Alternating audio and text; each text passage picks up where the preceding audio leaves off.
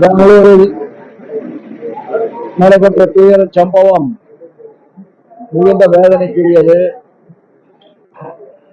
விளையாட்டை விளையாட்டாக மட்டும்தான் பார்க்க வேண்டுமே தவிர விளையாட்டில் வெற்றி தோல்விகள் என்பது தவிர்க்க இயலாதது. காலம் கடந்து அவர்களுக்கு கிடைத்திருக்கிற வெற்றியை கொண்டாடுகிற பொழுது கட்டுப்பாடு இல்லாமல் போனதனுடைய விளைவு 10 இன்னுயிர்களை இழந்திருக்கின்றோம்.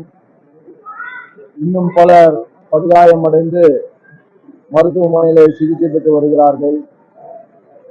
எல்லா இடத்திலும் பொறுமை காப்பது அவசியம் என்பதை இந்த துயர நிகழ்வு நமக்கு உணர்த்துகிறது.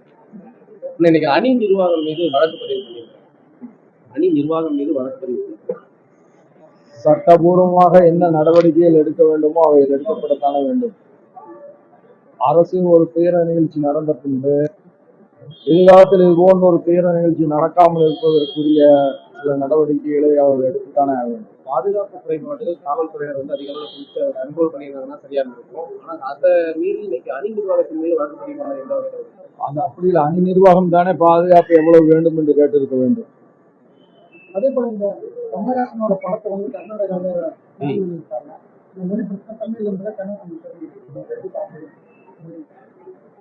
கமலஹாசன் அவர்கள் ஒரு பொது வாழ்க்கையில் இருக்கின்றவர். அவர் அரசியலுக்கு மட்டும் தன்னுடைய பொது வாழ்க்கையின் ஒரு பகுதி அல்ல. அவர் திரைப்படங்களில் நடிக்கின்ற பொழுது கூட ஒரு பொது மனிதராகத்தான் இருக்கிறார். அவர் பேசுகிற பொழுது நாம் சிறிது கவனத்தோடு பேச வேண்டும். நான் உங்களை பார்த்து கேட்க விரும்புகிறேன், சமஸ்கிருதத்திலிருந்து தான் தமிழ் வந்தது என்று யாராவது சொன்னால் தமிழகம் கொந்தளிக்காதான். தேவையற்றவைகளை பேசுவதை பொது வாழ்க்கையில் இருப்பவர்கள் தவிர்க்க வேண்டும். யாருடைய மனதையும் புண்படுத்துகின்ற உரிமை பொது வாழ்க்கையில் இருப்பவர்களுக்கு கிடையாது.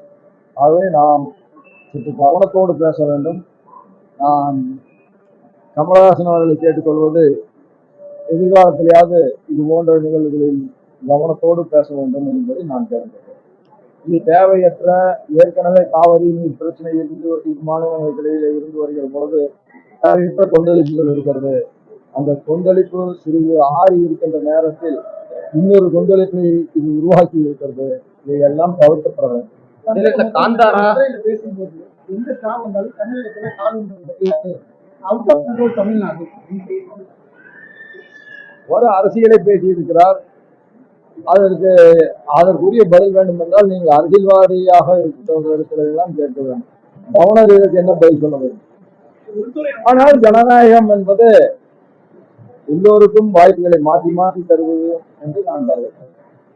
கன்னட படங்களான காந்தாரா, KGF இது போன்ற படங்கள் தமிழகத்துல வெளியேறி வெற்றி படமாக எந்த விதமான குழுக்களை தமிழக அரசியல் கட்சிகள் யாரும் கொடுக்கல. அதே நேரத்தில் கமல் நடித்த இங்கிலீஷ் படத்தை வந்து கர்நாடகாவில் ஒளிபரப்ப மறுக்கிறதுன்றது ஏற்க முடியாது அப்படின்னு சொல்லி ஒரு கருத்து சொன்னவர் கமலஹாசன்.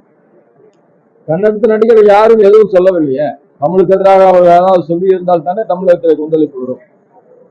கொந்தளிக்கின்ற விஷயங்களை நாம் பேசக்கூடாது என்பதுதான் என்னுடைய மாநிலங்கள்ல மாநில மொழிகளுக்கு முக்கியத்துவம் கொடுக்கணும் அப்படின்னு மாநிலங்களில் மாநில மொழிகளுக்கு முக்கியத்துவம் கொடுக்க வேண்டும் என்பதுதானே புதிய கல்விக் கொள்கையே. 5ஆம் வகுப்பு வரை தாய்மொழியிலே தான் கல்வி இருக்க வேண்டும், அது கட்டாயமாக கல்வி இருக்க வேண்டும் என்று நினைப்பது தானே இன்றைய புதிய கல்விக் கொள்கை. மும்பையில பைபுல்லான்ற ஒரு வனசரணாலயத்தில் 3 பெண்குயின்களுக்கு மராத்தியத்துல தான் பெயர் வைக்கணும்னு சொல்லி மராத்திய பாஜக வந்து வலியுறுத்தி. நான் மீண்டும் சொல்கிறேன், ஒவ்வொரு மாநிலத்தினுடைய மொழி உணர்வுக்கு எல்லோரும் மதிப்பளித்துத்தான் ஆக வேண்டும். ஒவ்வொருவருக்கும் தாய்மொழி இருக்கிறது. அந்த தாய்மொழிக்கு அவர்கள் மதிப்பளிக்கிறார்கள். அதே நேரத்தில் மற்றவர்களுடைய தாய்மொழியை பழிக்கின்ற உரிமை நமக்கு கிடையாது. எப்படி நம்முடைய தாய்மொழியை பிறர் பழிக்க கூடாது என்று நாம் நினைக்கின்றோமோ அதை போல பிறருடைய தாய்மொழியையும் பழிக்கின்ற உரிமை நமக்கு இல்லை. அதே நேரத்தில் தமிழை வந்து நசுக்கிறதுக்கு மத்திய அரசு வந்து எல்லா நடவடிக்கைகளையும் மேற்கொள்ளும். நான் முதலமைச்சர் அவர்களை பார்க்க ஒன்றிடம் கேட்க விரும்புகிறேன். நீங்களும் 10 ஆண்டு காலம் அதற்கு மேலும் மத்தியில் ஆட்சியில் இருந்தீர்கள். அப்பொழுதெல்லாம் என்ன தமிழுக்கு செய்திருக்கிறீர்கள்?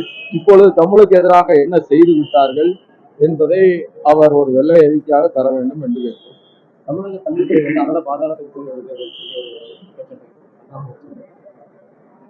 இது நீங்க அண்ணாமலை இடத்துல கேட்கணும். தமிழக கல்வித்துறை எந்த அளவுக்கு இருக்குன்னு நீங்க பாருங்க.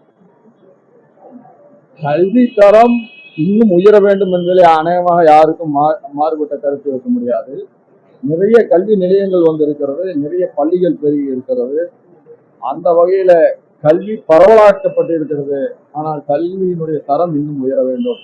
இன்னும் IAS பரீட்சையை கண்டு பயப்படுகின்றவர்களாக தமிழர்கள் இருக்கக்கூடாது. மாறாக எந்த ஒரு தேர்வாக இருந்தாலும் அதை தைரியத்தோடு எதிர்கொள்கின்ற அளவிற்கு நம்முடைய கல்வித்தரம் உயர வேண்டும் என்று நான் விரும்புகிறேன். IAS IPS தேர்வுகளில் வந்து தேர்ச்சி பெறக்கூடிய தமிழக மாணவர்கள் எண்ணிக்கை வந்து அது சில நேரங்களில் குறைகிறது, சில நேரங்களில் அதிகமாகிறது. ஆனாலும் தொடர்ந்து நாம் முயற்சி செய்வதும் அதுல ஒரு குறிப்பிட்ட சதவீதம் தமிழர்கள் வெற்றி பெறுவதும் தமிழர்களுடைய எதிர்காலத்துக்கும் தமிழகத்தினுடைய எதிர்காலத்திற்கும் தமிழர்களுக்கு உரிய அங்கீகாரம் இந்தியா முழுவதும் கிடைப்பதற்கும் அது உதவும். ஆகையால் நாம் UPSC தேர்வுகளை சாதாரணமாக எடுத்துக்கொள்ளக்கூடாது என்பது. கடந்த சில நாடுகளுக்கு வந்து தமிழகம் வந்து அதிக அளவில் தேர்ச்சி பெற்றிருக்கிறது. இப்போ வந்து அண்மை காலமாக அதனால்தான் நான் உங்களுக்கு சொல்கிறேன், கல்வி தரத்தை நாம் உயர்த்த வேண்டும். தேர்வுகளை கண்டு பயப்படுகின்ற மாணவர்களை நாம் உருவாக்கக்கூடாது. தேர்வுகளை எதிர்கொள்கின்ற விதமாக மாணவர்களை தயார் செய்ய வேண்டும். அதுதான் எதிர்காலத்துக்கு நல்லது. அவர்களுடைய திறனை அது அதிகரிக்கும். ஓகே, நன்றி, தேங்க்யூ.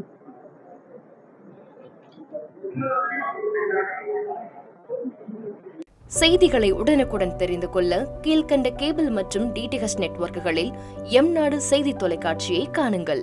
பாதகம் செய்பவரை கண்டால் நாம் பயம் கொள்ளலாகாது பாப்பா. மோதி மிதித்து விடு பாப்பா, அவர் முகத்தில் உமிழ்ந்து விடு பாப்பா. அண்மை செய்திகளை உடனுக்குடன் தெரிந்து கொள்ள இணைந்திருங்கள் எம்நாடு தொலைக்காட்சியுடன்.